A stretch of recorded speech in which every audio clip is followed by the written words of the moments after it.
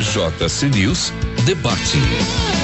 Oferecimento Pasta e Pesto, empório especializado na fabricação de delícias. Muito bem, vamos aí com o nosso bate-papo aqui pela JC News. No debate de hoje, vamos destacar um pouco a justiça. O advogado Pedro Henrique, conosco aqui, presidente da Ordem dos Advogados do Brasil, a seccional Pernambuco.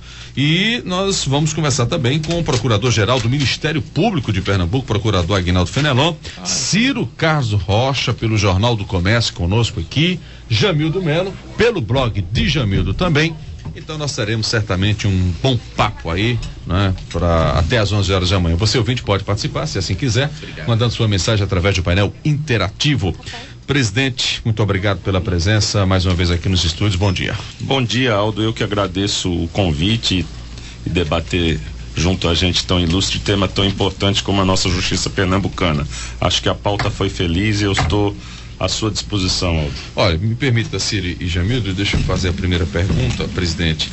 Infelizmente nós tivemos aquele registro de ontem daquela rebelião em Itamaracá. Mas lembro que desde a semana passada, Ciro e Jamildo, aliás, desde a semana retrasada, a OAB vem fazendo, não é, vistorias. Fenelon é feita a justiça, tarda, mas não falha, tá vendo? Então o que é que acontece? A OAB já vem alertando, penso eu, já vem falando sobre esse barril aí de pólvora com esse pavio o tempo todo pegando fogo, presidente. O que aconteceu ontem, penso que não tenha sido nenhuma novidade para vocês, né? Crônica de uma morte anunciada, né, Aldo? Na verdade, Pedrinhas é aqui, é no Brasil todo. O Maranhão, o estado do Maranhão, com o menor IDH do Brasil, às vezes é subestimado.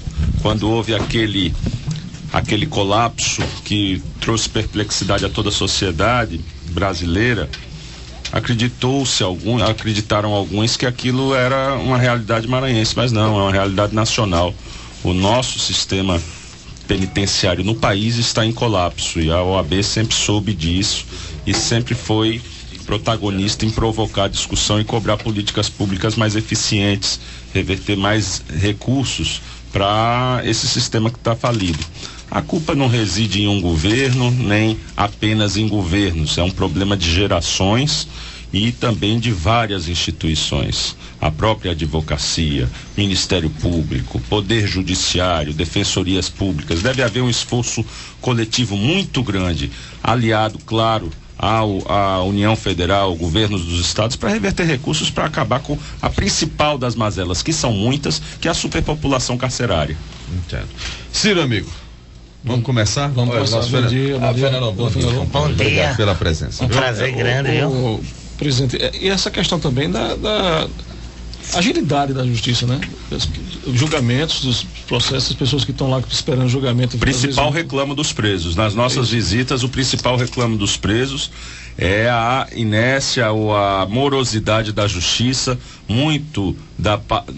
A maior parte dessa superpopulação advém, eu creio, não apenas da demora do judiciário, mas também de uma cultura de internação, de segregação de pessoas que não precisavam estar segregadas. A gente entrevistou pessoas que por uma prisão com 4 pedras de crack está há 4, 5 anos naquela fábrica de monstros, naquela universidade do crime. Então é preciso que o judiciário, o Ministério Público e a advocacia cheguem a um consenso. Nem sempre a opinião pública é a melhor conselheira, para que não haja essa pressão para uma vingança na sociedade em razão dos índices elevadíssimos de violência que nós estamos convivendo.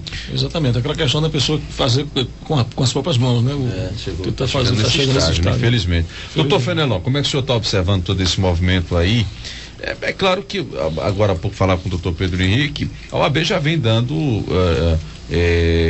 repassando informações, dando notícias o tempo todo de que a situação não está boa nos presídios.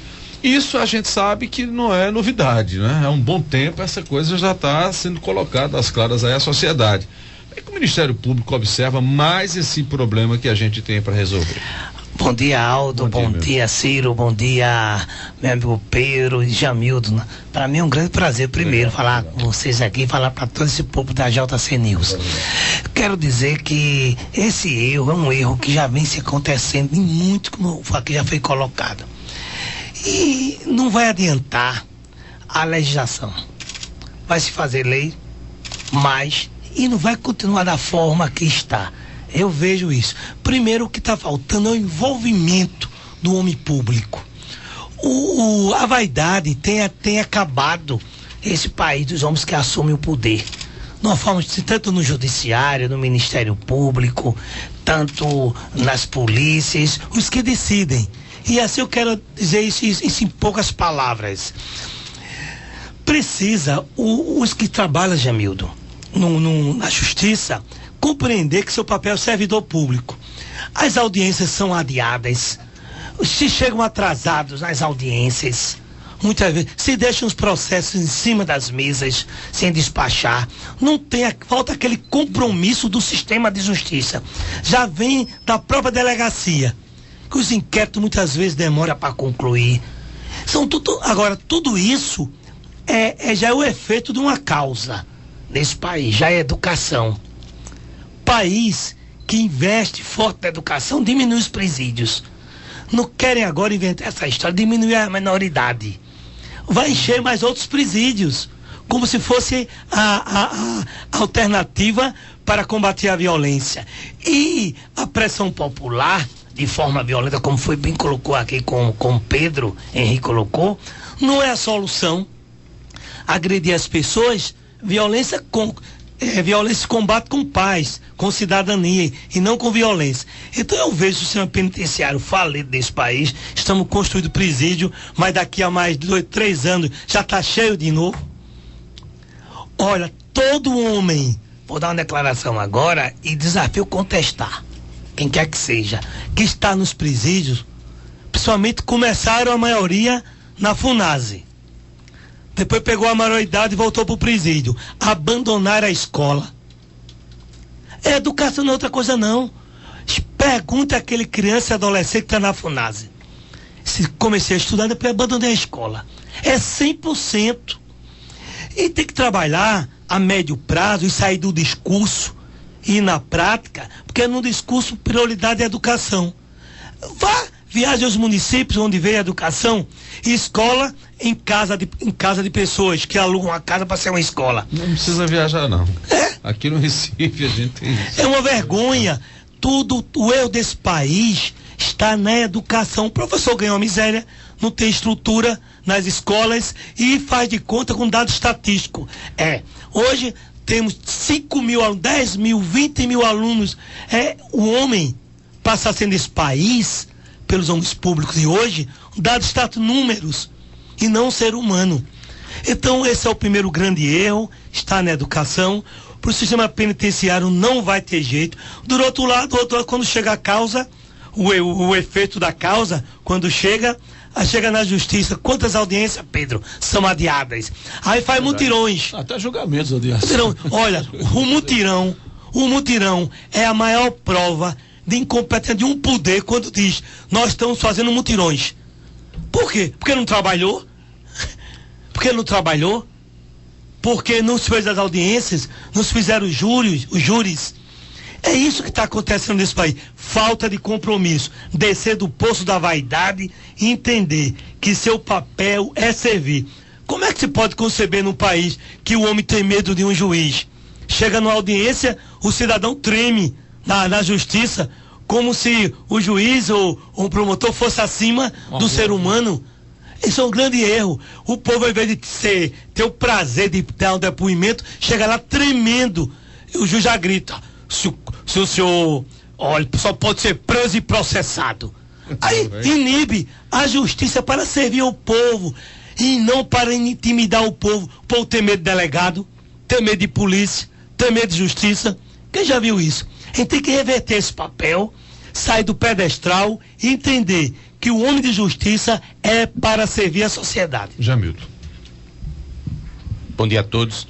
O senhor falou de educação e queria perguntar sobre uma saída possível, que seria a federalização dos professores, né? Os municípios não têm como arcar com esse custo. Agora também não saberia se a União tem. E uma questão mais geral é sobre que me intriga. Por que é que o governo Eduardo não conseguiu avançar nessa questão prisional? Porque se gaba de fazer uma gestão por resultados, de cobrança de metas, mas nessa área foi um fiasco, é um flanco aberto para realmente questionamentos, né? Independente de coloração partidária. Saiu as PPPs em São Paulo, saíram as PPPs em Minas Gerais, mas aqui não sai. Ao meu ver, é que se tentou um projeto talvez muito megalomaníaco, de fazer uma estrutura prisional muito grande de uma vez só, enquanto em Minas, por exemplo, foi feito de forma paulatina. Você entregava um pedaço, depois acrescentava outro e outro, até chegar a um sistema prisional entregue. Aqui parece que foi muito grande. O MP pode fazer o quê? Porque alguém tem que pagar essa conta, né? E você tem lá 85% da obra já feita, não pode deixar ser jogada no lixo. Bom, doutor Fenelon, depois doutor Pedro Henrique. É verdade, o presidente...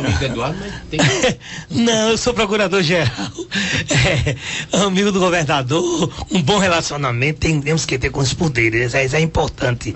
Agora, o que acontece, e é um fato real, o sistema prisional é falido em todo o país, e Pernambuco não é diferente não. O presídio vai melhorar muito, mas não será a solução de forma nenhuma para o centro, até porque não recupera ninguém. Ninguém conhece ninguém recuperado nesse país. A gente vem mentindo para a sociedade o tempo todo. Não recupera o centro prisional no país. O erro de Pernambuco é o erro do país inteiro. Isso precisa corrigir. Aqui tem um sistema muito bom no sentido como combate à criminalidade. O Pacto pela Vida é um bom. E as prisões só estão assim graças ao Pacto pela Vida. O Pacto pela Vida é um bom sistema de justiça, de segurança, que é reconhecido no país inteiro. Agora, pauta melhorar os presídios, ninguém pode esconder isso, tem que melhorar os presídios. O que eu estava falando sobre educação, em 2 palavras, eu quero dizer, os municípios têm, o que falta é saber, porque quem arrecada tudo é o município. A União leva toda a riqueza do município e depois aparece de bonzinho, os deputados não vão dar emenda tal. O que precisa é mudar nesse país a distribuição para os municípios, porque tudo acontece no município mesmo. A União é abstrata. Na verdade, o homem mora no município. O roubo acontece no município e o cidadão de bem também nasce no município. Tudo acontece no município, então precisa uma divisão maior e quem deve tomar conta da educação é o município. Defendo isso e o dinheiro público dá. Não está dando porque há muito desvios de dinheiro público nesse país e o sistema de justiça é muito fraco. Quando se bota bandido grande na cadeia é muito difícil. Tá aí como é difícil se colocar, prender gente grande. Você chega nos presídios, tanta gente... Está se referindo ao mensalão? É por aí mesmo. Quando se bota, é uma dificuldade grande prender gente grande nesse país. Eu nunca vi uma coisa dessa. Bons advogados contratam. Isso é isso. Agora, contrata. Não, a OAB é diferente. A OAB a OAB é cidadã.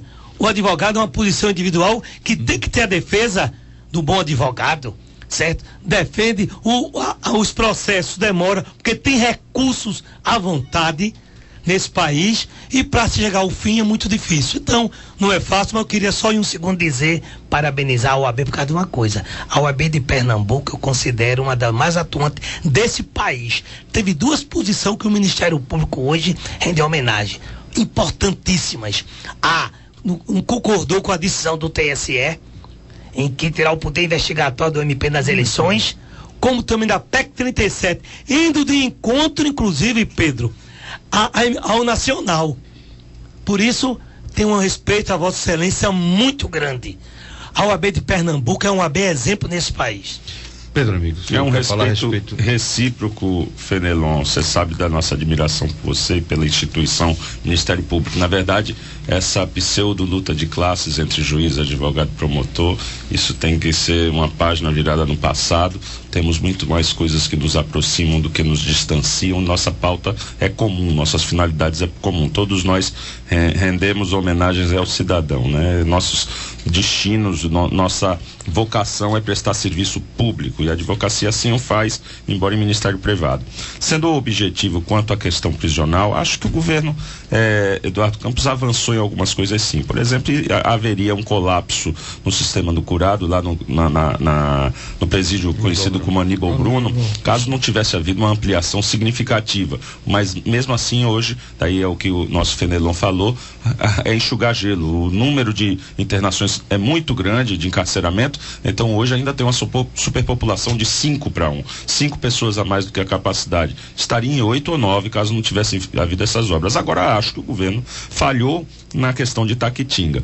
E aí é difícil você criticar sem conhecer a miúde o problema. Mas uma verdade é que o governo ainda tem, o poder público nesse país ainda tem uma coisa chamada poder de império em relação ao interesse público sobre o particular. Eu não entendo como é que ainda não houve uma encampação do sistema Itaquitinga. O que seria uma encampação? Os técnicos podem dizer, não, Pedro, não cabe encampação em PPP, só em concessão. Chame-se então de desapropriação, chame-se de qualquer coisa. Existe alternativa jurídica sim para o governo tomar aquilo e coordenar. Retomar a obra. Retomar a obra por conta própria. E aí sim licitar novamente para um parceiro privado que queira exercer. E quem investiu o dinheiro vai reaver através de um processo, um processo administrativo ou judicial os seus investimentos, porque ele deu causa a uma frustração de uma política pública importantíssima, que era para dar mais vagas ao sistema. Se Itaquitinga tivesse pronto, estaria minimizado em 50% o problema na superpopulação carcerária em nosso estado. Agora, em relação ao professor, e realmente professor é o pilar das profissões para a evolução do nosso país, a federalização do ensino, eu concordo com o Fenelon.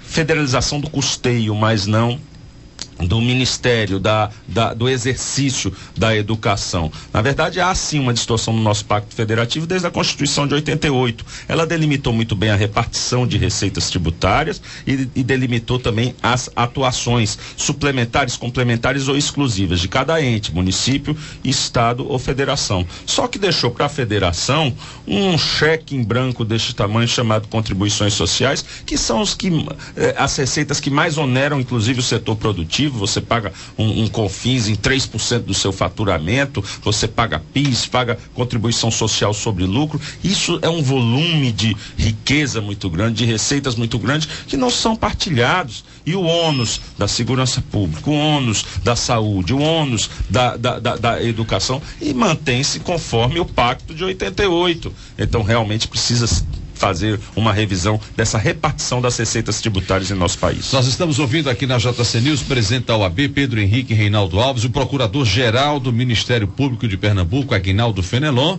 Jamildo Melo conosco pelo blog de Jamildo, Ciro Carlos Rossi pelo Jornal do Comércio. Vai dar Jamildo, você tem? Não, o Ciro quer perguntar também? Jamildo, por favor. Ainda associado à questão de Itaquitinga, além da frustração em si da obra, tem todo um problema social em Itamaracá, que talvez o Ministério Público pudesse falar melhor, né? Você criou ali ao longo dos anos uma verdadeira favela no entorno. São pessoas que estão lá tentando dar amparo aos seus parentes, e criou um problema social enorme. Se você não tira os presídios, isso vai perdurar, né? Como é que fica essa questão? Olha, abraçando também as palavras do presidente da OAB, no que tange ao problema de Itaquitinga, realmente Itaquitinga avançou muito, mas no final a obra deu aquele problema da empresa que teve uma situação de falência, quebrou a empresa, e o governo está tentando a todo custo ver se retoma. A informação do procurador-geral do estado, que é Dr. Tiago Norões, ele me informou que já está sendo retomada essas obras no máximo até 30 dias, para que se termine o mais rápido possível as obras. Por quem? Pelo próprio estado? Eu não fui a detalhe, né? Ele está sendo retomado essas obras, não sei se é por outra empresa ou se é o próprio estado, mas as obras irão recomeçar, né, naquele complexo. Agora... Boa notícia. É isso mesmo, ontem falando com ele ontem. O que acontece é que Itamaracá, na verdade, há de muito tempo vem sendo sucateado em Itamaracá. O que essas rebeliões acontecem porque vive situações desumanas. Tudo que está lá está errado, está sendo punido, mas os direitos humanos devem ser respeitados. Um lugar onde tem 600 pessoas, está a mais de 1.000, o dobro, isso é errado, não pode continuar dessa forma. E a crise que Itamaracá não foi recuperada, porque o projeto é tirar Itamaracá para botar Itaquitinga. Lá Itaquitinga, o objetivo é isso, talvez não recuperar o Itamaracá, porque aquela ilha realmente vai ser desocupada. Os 2 presídios em breve. E espero que o governo aprecie isso, que vai ganhar com isso a sociedade pernambucana. Agora tem um problema muito sério nesse país, a violência, Aldo. Sabe o que? A liberdade assistida. Aquelas crianças adolescentes que eles vão lá para a FUNASE, quando sai, eu ontem fiz uma proposta no Pacto pela Vida, que foi aceita de imediato, para essa semana já ter uma reunião com os secretários de ação social da área metropolitana e depois do interior, por etapa, por região. Por quê? Aquela criança que comete um ato infracional, o adolescente, quando ele sai da FUNASE, ninguém acompanha. Então o município terá que acompanhar, saber onde ele está, se está estudando, se está sendo um curso para ele, se ele tá, o que ele está fazendo. Porque na hora que ele sai de lá da FUNASE, prendeu, aprendeu, deixou solto, vai fazer o quê? Vai ser morto, ou vai continuar roubando, ou matando. Então tem que alguém acompanhar a liberdade assistida. Por isso o Ministério Público lançou um projeto, Pacto pelo Município. Semana passada foi assinado esse pacto por 13 prefeituras da Mata Sul. Visa não só o fortalecimento dos conselhos tutelares, como o acompanhamento da liberdade assistida. São 10 eixos. Se os prefeitos, eles cumprem os 10 eixos, eu vou lá premiar o prefeito. O MP vai premiar o prefeito em praça pública, porque ele tem que valorizar as boas práticas. Essa história de ser contra político, não. Tem político de bem e político desonesto. Os desonestos a gente denuncia. Os de bem, nós temos que ser parceiros dos bons políticos. E repudiar e denunciar os desonestos. Porque sem político há o quê? Ditadura. Então, o MP está fazendo esse trabalho junto com as prefeituras. Já 23 prefeituras assinaram o Pacto pelos Municípios, além de Câmara de Segurança. Mas, para mim, o eixo mais importante é esse 2. O Conselho Tutelar e Liberdade Assistida. Esses menores, Ciro, que voltam para os presídios, é porque não foi tratado, não teve a sua liberdade, não foi assistida pelo município. É isso que o MP está batendo, trabalhando fortemente. Por isso, condições para ele tentar outra vida. Para ele voltar, olha, é muito fácil. Sabe que nós somos sentados aqui e debatendo? Sabe que eu sou doutor? Eu sou filho de um servidor público. Eu sou doutor porque eu estudei. Porque eu tive família, eu tive escola, eu tive uma casa para morar, mesmo simples, mas tive. Muitos desses não têm uma casa para morar. Não tem comida, não tem escola, não tem posto de saúde para se tratar. Aí se torna um homem revoltado, já marginalizado. E o que acontece? Vai para o mundo do crime. Então o Estado precisa, o Estado brasileiro, de uma forma geral, precisa olhar com mais carinho. E eu peço, aqueles que queiram um dia gerir o seu município, seja com compromisso, porque a sua omissão poderá lhe fazer vítima amanhã. Eu digo isso, desculpa, Aldo, eu concordo com o Fenelon nessa sua abordagem. Eu costumo dizer que sobretudo aqueles preconceituosos que criticam a OAB, Ministério Público, quando estão em defesa dos direitos humanos, nesse tema penitenciário, que diz, defende bandido. Eu digo, quem não tiver sensibilidade ou humanismo suficiente para se compadecer com a situação degradante deles, pelo menos tenha instinto de autodefesa, porque isso está voltando em forma de mais violência para a sociedade. Então, a forma degradante e subhumana que estamos tratando os nossos apenados, os nossos presidiários, está retornando. Essas unidades se tornaram fábricas de monstros. É impossível você não ter náusea ao passar alguns minutos naqueles ambientes insalubres, fétidos, onde essas pessoas estão confinadas numa superpopulação de 5, 6 vezes mais sem nenhuma condição de recuperação, né? Não, a pedra que a sociedade joga, quando volta, é num piso terrível. Deixa eu pedir permissão a vocês, eu vou para um rápido intervalo. O presidente da OAB Pernambuco, Pedro Henrique Reinaldo Alves, conosco, procurador-geral do Ministério Público de Pernambuco, Aguinaldo Fenelon. Ciro Carlos Rocha pelo Jornal do Comércio, Jamildo Melo pelo blog de Jamildo. Intervalo, daqui a pouco a gente volta 10h28. Hora certa JC News. Oferecimento Aldo Vilela, na JC News. JC News, debate. Presidente da Ordem dos Advogados, Pedro Henrique conosco, Procurador-Geral do Ministério Público, Aguinaldo Fenelon, Ciro Carlos Rocha, Jamildo Melo. Doutor Fenelon, vou estender a pergunta para o senhor e para o doutor Pedro Henrique, claro, com a colaboração de Ciro e de Jamildo. Qual é a sua preocupação e até a sua opinião sobre essas manifestações que nós estamos de novo revivendo? Agora, manifestações que eu acho que são distintas, não é, Ciro e doutor Pedro, daquelas de julho do ano passado, sabe, Jacques? Eu não sei se é impressão, Jamildo, mas essas manifestações agora recentes, elas estão vindo muito violentas, né? Muito mais pesadas, né? Mas até a presidente vai e corrobora, porque na medida que você, um dia anterior, vê a polícia ser espancada no centro do Planalto, e no outro dia você recebe os mesmos baderneiros, meteram o martelo nele, né? Tá certo, se eu fosse a polícia, deixava cobrir no cacete. Que coisa. Doutor Fenelon, o senhor enxerga isso com preocupação ou não? Muita preocupação. Olha, o Ministério Público defendeu, inclusive, os movimentos populares, e defende a sociedade. Você tem que reclamar. A sociedade está insatisfeita, porque só sabe o cidadão, aquele que entra, o que não sofre, aquele que não tem um posto de saúde para ser atendido, que anda no ônibus feito uma sardinha. Agora, movimentação com semi-terrorista é diferente. Aquele que quebra o patrimônio privado e público, esse aí eu não chamo manifestante. Esses aí são baderneiros, o lugar dele é na cadeia mesmo. Agora, aquele que vai protestar nas ruas, certo? Que vai para ruas protestar com suas faixas, de forma pacífica, nós defendemos e nos reunimos com ele no Ministério Público naquele momento muito bonito que aconteceu. Muito bonito, os populares, inclusive defendeu o MP na própria PEC 37, foram movimentos populares e nós apoiamos o movimento. Agora, dizer que a pessoa pega, vai para as ruas, jogar pedra no cidadão, soltar aquelas bombas que tira a vida do cidadão, como também que o policial também é um cidadão, igual o outro, está defendendo o Estado. A polícia foi orientada pela gente. Acho que chegou no estágio, desculpa, viu, Ciro, doutor Pedro e doutor Fernando, até a polícia, Jamil, está com medo agora de fazer qualquer retaliação. A polícia está com medo de reagir. Nesse caso em Brasília, parece que 8 policiais tiveram ferimentos graves, né? E 30 feridos. É uma coisa meio que estranha isso, né? É muito estranho e o Estado tem que ser forte. Respeitar os direitos humanos, coibir os excessos também da polícia, o excesso. Agora, o que não pode é também ser fraco o Estado.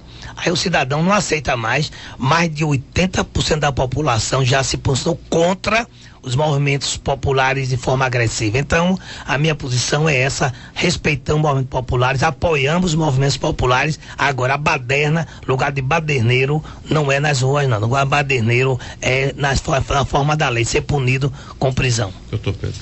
A participação da sociedade civil na vida da República, quanto maior, melhor.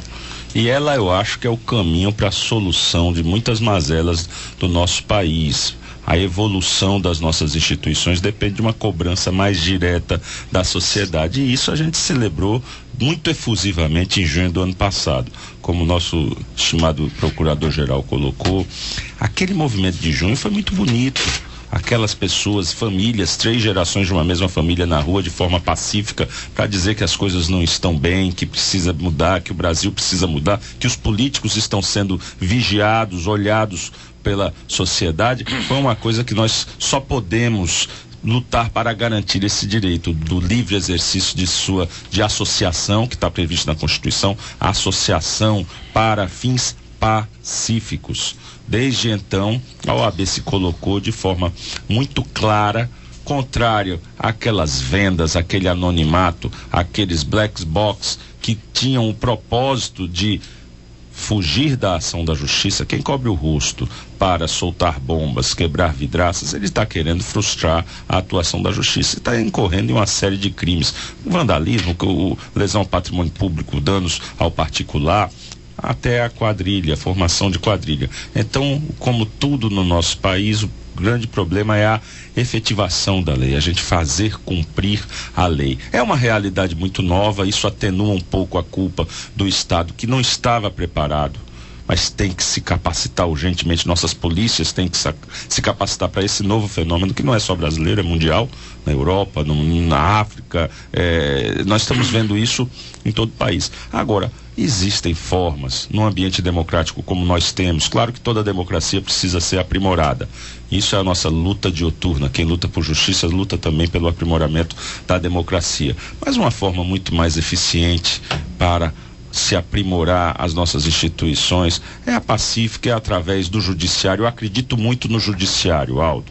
Eu acredito, por exemplo, a reforma política, que nunca vai sair do Congresso Nacional, porque há 20 anos se discute isso e eles não vão cortar a própria carne, os congressistas não vão cortar a própria carne. Começamos a fazer, a OAB ingressou com uma ação direta de inconstitucionalidade que começou a ser votada e vai acabar com o financiamento privado das campanhas políticas, isso não se tem mais dúvida. 4 ministros já votaram a favor, outros tantos já deram declarações públicas e o Supremo recebeu um calor dos outros poderes para retardar, para não haver um imbróglio de que isso seja aplicado já nas eleições de 2014, mas eu não tenho dúvida que as próximas eleições depois de 2014 já não vão ter mais este modelo perverso de financiamento privado das campanhas, onde os congressistas já começam uma relação baseada na promiscuidade, em ter que atender ao interesse de seus financiadores. Então, o judiciário é o reduto das nossas esperanças mais republicanas, e é através da sociedade civil, da OAB, Ministério Público e outras entidades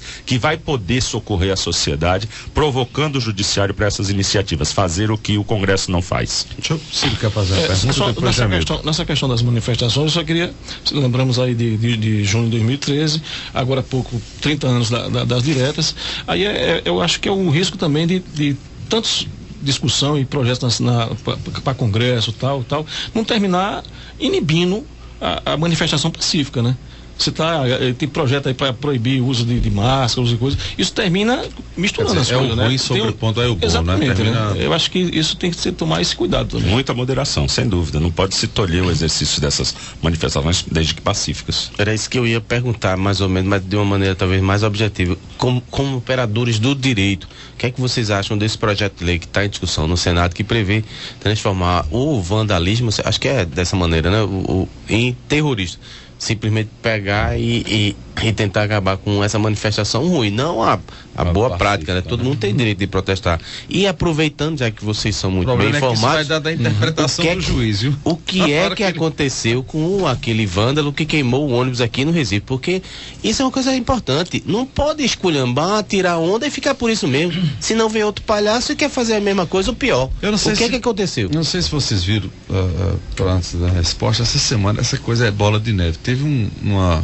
Teve a trágica morte do cinegrafista da Band, mas aí, acho que 2 dias depois, outros repórteres foram cobrir e um desses manifestantes disse: olha, o próximo é você. Com o cinegrafista. E aí levaram a câmera. Porque, veja, cinegrafista não é feito de jornalista, que tem paciência, que foi educado e tenta dar direito ao contraditório. Cinegrafista é povo, meu amigo. Mete a tapa mesmo, não tem essa conversa não. Pois é, o cinegrafista pegou a câmera, meteu a câmera no que fez bem. O cara que fez isso. Agiu em legítima defesa. Mas você veja a que ponto chega essa coisa. Como é que uma pessoa que faz parte do movimento desse chega e diz: olha, o próximo vai ser você. Isso é uma coisa. A culpa é de Franklin Martins. Não sei. Que é a culpa de Franklin. Vamos generalizar, né, gente? Eu acho que Lula tem um pouco de culpa nisso. O governo dele foi pródigo. Que você é Black Bloc. Não. Porque ele foi pródigo em jogar parte da população contra a imprensa, porque ele acha que a imprensa faz campanha contra ele. Era bom para ele se eleger, era bom para criar aquele mito. Mas na hora que começou a cobrar, apontar os podres, a imprensa virou inimigo. O que é isso? Só trabalha a seu favor? Mas vamos para a resposta de Dr. Fernando, depois do Dr. Na verdade, eu defendo o aumento de pena nos casos, porque a pena é muito branda para baderneiros. Tem que aumentar a pena em depredação também ao patrimônio público, né? Como também aqueles que agridem em movimentos, aquele que agride o cidadão. Você vê, no estádio de futebol mesmo, se abriga e ainda a pena é mentirosa, aumentou, faz transação penal. Aumentou de 1 para 2 anos, mas como a menor é 1, a transação penal. Não deveria ter transação penal para quem em multidão provoca badernas, e estádio de futebol, evento esportivo, como também passeatas. A pena de ser maior, isso aí, ser maior a pena. Ao mesmo tempo, é importante, na hora que aumentar a pena, que a justiça também venha para o outro lado e dê a resposta. Porque é muito lento o sistema de justiça nesse país. É necessário que volte a discutir a questão dos recursos. É impressionante a quantidade de recursos que tem. É impressionante, defendo uma justiça mais ágil, defendo punição para essas pessoas que vão às ruas badernar, agredir as pessoas. Olha, agrediram um homem que estava lá imparcial, que estava filmando. Vamos admitir, ele não era nem lá do A nem do B. O senhor era profissional. Mataram. E agora ameaçaram um outro que reagiu. Teve que reagir. Então está chegando a um limite, sabe, Pedro? Um limite muito sério. É preciso o Congresso Nacional reagir com leis mais severas, defendemos isso, e que ao mesmo tempo, após a lei ser aprovada, não nessa emoção, que tudo acontece no momento da emoção, essa lei, mas ao mesmo tempo que nós respondemos com isso. Estruturação do judiciário, do Ministério Público, da prova polícia, que responda e dê à sociedade, olha, fulano de tal foi punido, como perguntou aqui, o camarada tocou fogo no ônibus. Aí Jamildo pergunta, de forma inteligente. Deu o quê? Deu o que? Só não está sabendo o resultado que aconteceu. Certo? Isso está respondendo o processo. Inclusive já se falava aí que era financiado o mesmo valor, R$150 reais lá no Rio de Janeiro. Então, quem está por trás responde no artigo 29, né? Aquele que contribuiu de qualquer forma. Partido político, Pedro. Mas aí é que tem o que o doutor Pedro falou aqui, né? Da polícia tem que estar preparada para investigar isso. Inteligência, muito bem. Eu me preocupo muito com essas leis feitas sob comoção, sobretudo num ano eleitoral, onde o político é guiado naturalmente pelo seu instinto de sobrevivência eleitoral, ele querer dar uma resposta rápida à sociedade que nem sempre é a mais adequada. Acho que ainda que nosso grande problema, como eu disse, é a efetivação das leis e não o aumento de pena ou criação de novos tipos penais. E o exemplo de Jamildo, concordo com o Fenelon, foi muito feliz. O que é que aconteceu com o cidadão que tocou fogo no ônibus, que fez muita falta à sociedade e trouxe muitos prejuízos financeiros para o Estado, que é o responsável civil por indenizar aquela empresa, e a empresa, quer dizer, o pânico na rua, todo esse transtorno. Esse rapaz já está preso pelo dano que fez, ele já está pagando, respondendo exatamente. Então, você comparar o ato terrorista de plantar uma bomba num aeroporto, e aí eu faço a memória do grande advogado, jornalista, poeta Edson Regis, que morreu naquele atentado em nosso aeroporto. Comparar isso a um rojão que pode ou não ter sido intencional, a investigação vai mostrar. Se foi, o cidadão vai a júri, vai responder por homicídio. Se não foi, um crime, um homicídio culposo, doloso ou culposo, a investigação vai dizer. Comparar é a mesma coisa que poderia ter acontecido também, nada justifica uma coisa ou outra, uma imperícia da polícia com uma bomba daquela, um spray daquele, ter causado o óbito de um manifestante. Eu não sei se o terrorismo seria adequado para tipificar os excessos dos black boxes dessas pessoas. Por isso que eu acredito que o maior problema está na efetivação das leis que nós já temos, a persecução penal competente, a investigação, persecução e punição adequada dessas pessoas. Acrescentando, o nobre deputado Alberto Feitosa, que vem dos quadros da PM, apresentou um projeto que prevê, né, Ciro? Inibe o uso de máscaras. Máscara. A SDS, na gestão do Damásio, tentou fazer isso de forma apenas administrativa e foi ridicularizado, né? Enormemente. Piada, né? Do ponto de vista legal, isso prospera. E do ponto de vista social, vai ser bom? É algo que a gente podia questionar os dois. A OAB de Pernambuco, naquela ocasião, apoiou a Secretaria de Defesa Social no sentido de que aquele que usar máscara nessas manifestações está correndo o risco de ser confundido com os criminosos. Ele tem o direito de usar a máscara, mas a partir do momento que se desencadeie qualquer qualquer manifestação violenta, a prática de qualquer crime, ele se enquadra como partícipe de uma quadrilha, porque ele está sob suspeita. Mascarado só no futebol. Os mascarados você vê no carnaval, uma forma lírica bonita de você ver um mascarado. Agora um mascarado na frente de seu portão às 11h30 da noite, você vai chamar a polícia, não vai? Da mesma forma, se aplica a mesma analogia. Eu tenho essa mesma ideia, inclusive eu disse que usar máscara não é crime, porque o Código Penal, na verdade, diz que não é crime. Concordo plenamente com Pedro Henrique, com a opção da OAB. Agora, usar máscara para ir nos movimentos, quebrar as coisas, agredir o cidadão, aí a polícia deve reprimir essas pessoas. Inclusive eu orientei antes de chegar, identificar as pessoas, levanta a máscara. O senhor sabe que eles não queriam fazer. A minha posição é essa, como cidadão e como procurador-geral, usar máscara para ir para os movimentos, depredar. O povo não quer, a sociedade não aceita e é crime usar máscara para jogar pedra em qualquer lugar, quebrar o patrimônio público. Não pode. Agora a questão... Independente ou não, já é crime, né? Usando máscara ou não, você está depredando, você está... Depredar, corretamente, Acho que o projeto passa do Feitosa? Olha, eu acho, assim, deve passar na Assembleia. Agora, tem que discutir a questão, infelizmente, constitucional, discutir isso, a questão, né? É importante discutir, certo? Aprofundar esses estudos, né? Até porque o Código Penal tem que mudar o Código Penal primeiro, dizer se o Código Penal disser que usar máscara em movimentação pública é crime, a coisa mais fácil é mudar. Código Penal depende do Congresso Nacional, muda isso de imediato e resolve. Então é chover molhado o projeto. Deixa eu ir pro intervalo, daqui a pouquinho eu volto. Pedro Henrique Reinaldo Alves, presidente da OAB, Procurador-Geral do Ministério Público de Pernambuco, Aguinaldo Fenelon, Jamildo Melo conosco, Ciro Carlos Rocha também. Vamos pro intervalo, 10h45. Hora certa, JC News. Oferecimento Aldo Vilela, na JC News. JC News, debate. Procurador-Geral do Ministério Público de Pernambuco, Aguinaldo Fenelon conosco, presidente da OAB Pernambuco, Pedro Henrique Reinaldo Alves, Jamildo Melo, conosco pelo blog Jamildo, Ciro Carlos Rocha pelo Jornal do Comércio. Ciro, Jamildo, Ciro. Bom, eu gostaria de falar um pouco sobre, a gente falou que o doutor Fenelon aí falou sobre julgamentos, recursos, julgamentos parados e tal, audiências canceladas, e aí eu gostaria de fazer que tem a novidade do CNJ, né? Um tempo pra cá, com as pressões e tal, e com até o ranking e tal do judiciário e tal. Aí como é que o senhor vê a posição do Tribunal de Justiça de Pernambuco com essas cobranças e esse ranking do CNJ?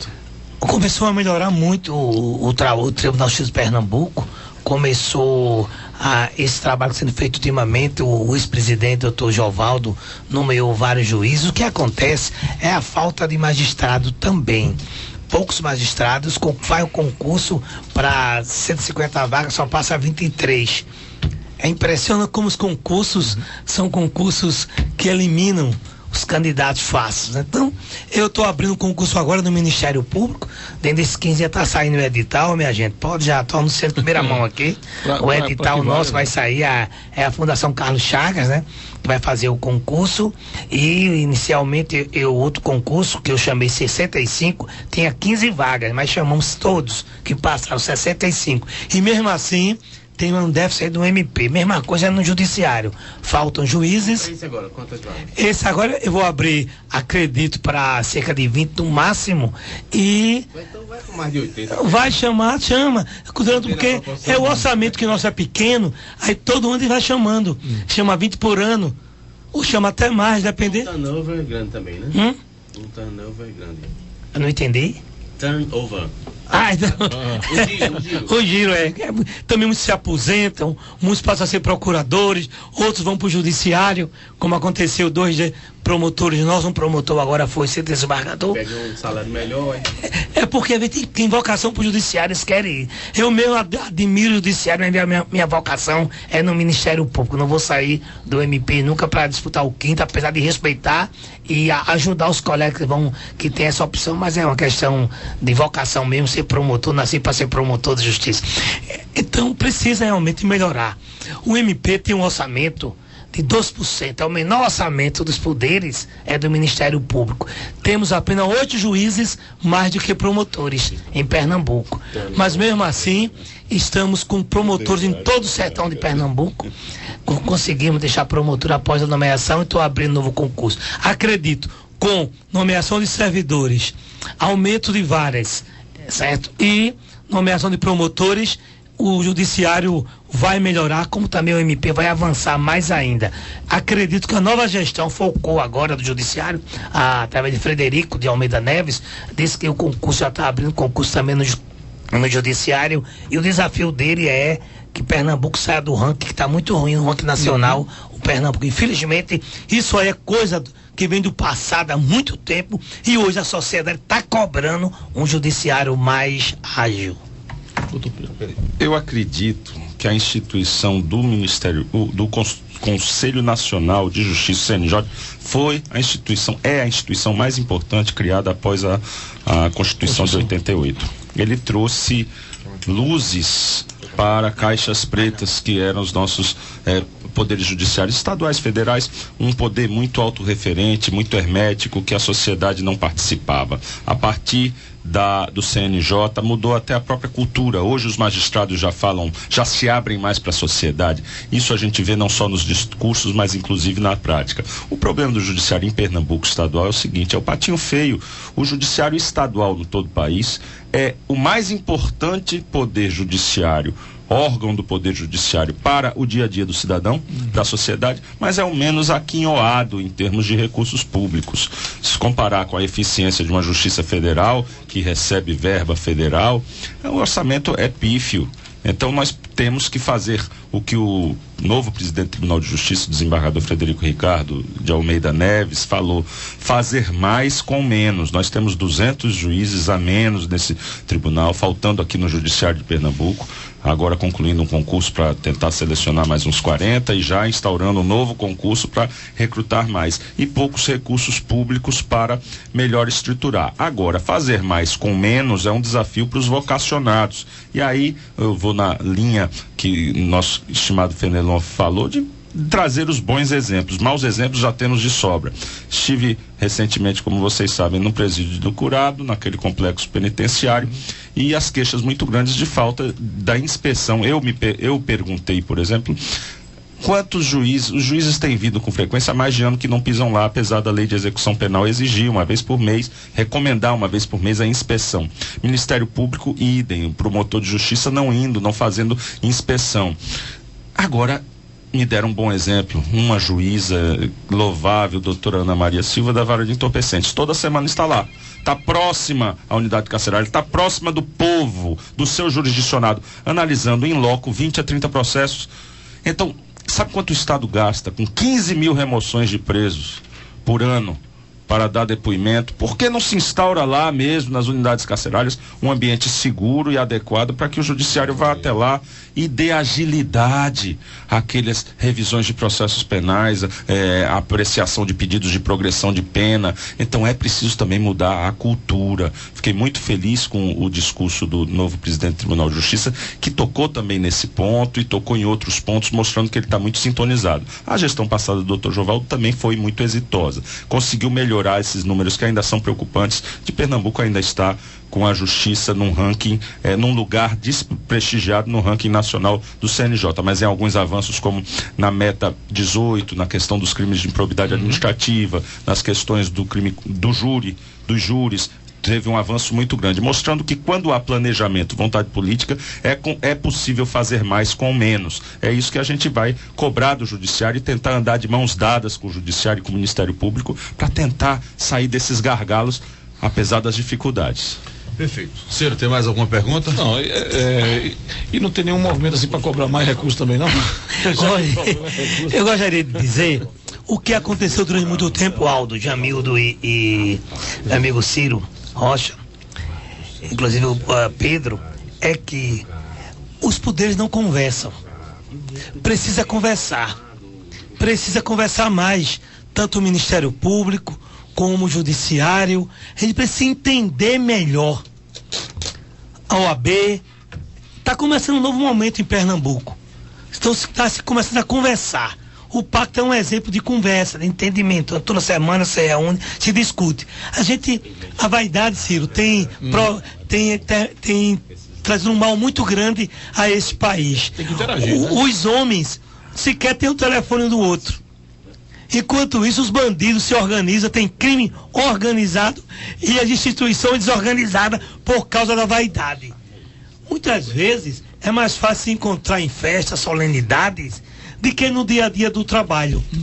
E isso é um novo momento em Pernambuco, onde conversa. Hoje mesmo com a OAB nós temos um entendimento muito bom, a gente se entende, conversa fora de horário sem marcar. A função de cada um e interagir. Olha, é interessante, para se falar com outro poder, tem que marcar audiência, é aquela confusão toda, é a pauta, não tem agenda.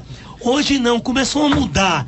Por isso eu acredito no país que possa mudar. Eu acredito que Pernambuco vai ter um novo momento, já começou esse novo momento, no entendimento. Hoje é fácil conversar com o presidente do tribunal, a gente vai lá, conversa, mas durante muito tempo eu senti essa dificuldade em Pernambuco de conversar. Era o juiz querendo ser melhor do que o promotor, mais importante, que eu sou quem dou a sentença e decido. E Fernando, deixa eu dar um exemplo. Um ex-presidente do Tribunal de Justiça, ainda vivo, eu não vou declinar o nome por elegância, para agendar a audiência com ele, tinha uma solenidade tal, que uma vez o vice-governador foi, mas esqueceu de avisar que ele ia com outra pessoa, que era simplesmente o procurador-geral adjunto do Estado. O procurador-geral adjunto foi barrado na antessala do presidente do tribunal. Então, o vice-governador do estado teve que dizer, eu só vou entrar se ele entrar. Militar, não era? Então, pelo amor de Deus. Era o de origem militar. Pelo amor de Deus. Olha, só concluindo, então é isso. A vaidade mergulhada, o isolamento do poder com a sociedade gerou uma sociedade invisível. E esta sociedade invisível de ontem está aparecendo visivelmente com as armas na mão e fazendo refém os doutores. Esse é o pior, né? Doutor Fenelon, muito obrigado, amigo, pela presença. Até o próximo encontro aqui, se Deus quiser. Eu agradeço essa oportunidade, Aldo, a você, e ter a felicidade de debater com Ciro, um nome no jornalismo, como Jamildo, né? Forte. Jamildo e meu amigo pessoal, e meu pessoal Pedro Henrique, da OAB. Doutor Pedro, obrigado, amigo, mais uma vez. Eu que agradeço a alegria de estar junto de Fenelon, nosso amigo e também líder dessa importantíssima instituição que é o Ministério Público, nosso Ciro Rocha, Jamildo, também legendas da nosso jornalismo, você, Aldo, um grande comunicador, e dizer que a imprensa e esse microfone aberto são os grandes aliados das nossas instituições, da OABPE, do Ministério Público Estadual e de outras tantas, para que as coisas melhorem no nosso estado e no nosso país. Muito obrigado, Jamildo, um abraço. Ciro, um abraço. Daqui a pouquinho você pode ouvir o nosso debate na JC News. Pedro Henrique, Reinaldo Alves, OAB, Aguinaldo Fenelon, Ministério Público. Agora 10h59. Hora certa, JC News. Oferecimento. Restaurante Giro Praia, promoção.